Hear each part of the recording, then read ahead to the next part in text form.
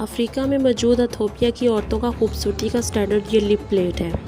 ये lip plate जितनी बड़ी होगी उस औरत की इतनी ज़्यादा इज़्ज़त की जाती है। मर्सी कबाइल की ये औरतें जब इनके यहाँ कोई बच्ची 14 या 15 साल की होती है तो उसके नीचे वाला लिप काट के उसमें प्लेट फिक्स कर दी जाती है।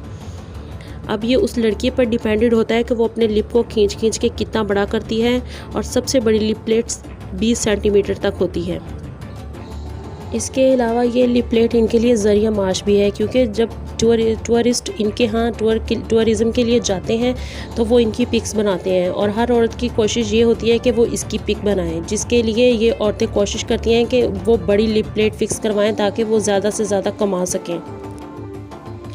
फीड बाइंडिंग इन चाइनीज़। दोस्तों, माशरे में इज़्ज़त, शोहरत और मुकाम हासिल करने के लिए चाइनीज़ लोग जो हैं वो छोटी बच्चियों की कपल रैपिंग कर देते हैं फीड्स को, ताकि उनके पाँव जो है वो मुनासिब नशोनुमा ना पाएँ और वो अजीबो गरीब शक्ल सूरत में आ जाते हैं। इसको फीड बाइंडिंग कहा जाता है कि जिन औरतों की इस तरह के पाँव होते हैं उनका बहुत ज़्यादा आला मुकाम होता है और उन पर दौलत भी बहुत आशिक होती है।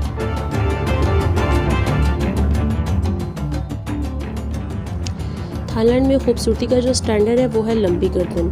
ये औरतें गर्दन को लंबी करने के लिए बच्ची जब छोटी 2 से 5 साल की होती है तो उसकी गर्दन में कड़े पहनाने शुरू कर देती हैं, और टाइम गुजरने के साथ साथ ये कड़े हर साल दुगने होते जाते हैं, यानी उनमें मज़ीद इजाफा होता जाता है और इनके मुताबिक गर्दन लंबी हो रही होती है। जबकि अक्सर सुनने और देखने में आया है कि इन कड़ों का वज़न बर्दाश्त ना करने से बहुत सी बच्चियाँ छोटी उम्र में फ़ौत हो जाती हैं। लेकिन उनका ये अकीदा है कि जो औरतें और जो लड़कियां ये कड़े नहीं पहनती वो हमारे कबीले के लिए फ़ायदा मंद नहीं है, क्योंकि टूरिस्ट जब इनके यहाँ विज़िट के लिए जाते हैं तो वो इनकी पिक्स बनाते हैं। अपने आप को नुमाया करने के लिए ये लंबी गर्दन वाली औरतें उनसे पिक्स बनवाती हैं और उनके एवज़ पैसे लिए जाते हैं। दोस्तों, कभी आपने सुना है कि कोई ऐसी कौम भी है इस दुनिया में जो मगरमच्छों से इस कदर मोहब्बत करती है, इतना उनका एहतराम करती है कि उनके जैसे निशान अपने जिस्म पर बनवाते हैं?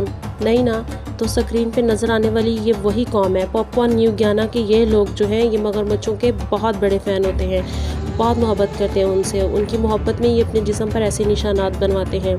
इनके यहाँ जब लड़का 11 साल की उम्र का हो जाता है तो उसके लिए ये लाजिम होता है कि वो अपने जिस्म पर इस तरह के निशान बनवाए। ये एक नहायत तकलीफ़दार अमल है, बल्कि अब ये फ़ैशन बन चुका है। वहाँ पे ये लोग अभी भी करते हैं ऐसा, और ये बहुत ज़्यादा तकलीफ़दार अमल है।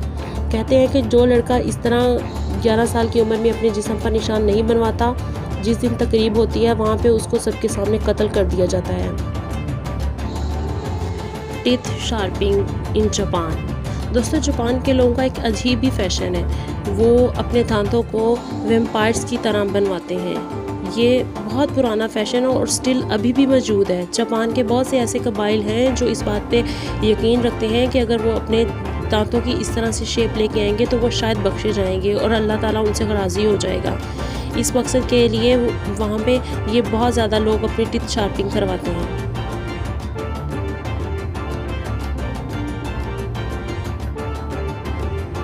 दोस्तों, अफगानी औरतें इंडिया में पाई जाती हैं। इनके यहाँ ये कस्टम है, ये रिवाज है उनका कि जो बच्ची शुरू से ही पैदाइशी खूबसूरत होती है उसकी नोज़ को प्लग अप करवाया जाता है और उसकी फेस पे एक टैटू बनवा दिया जाता है, ताकि देखने वाले दूर से ही समझ जाएं कि ये बचपन से ही खूबसूरत है। और बाकी जो औरतें खूबसूरत नहीं होती उनके लिए ये शर्त भी नहीं रखी गई।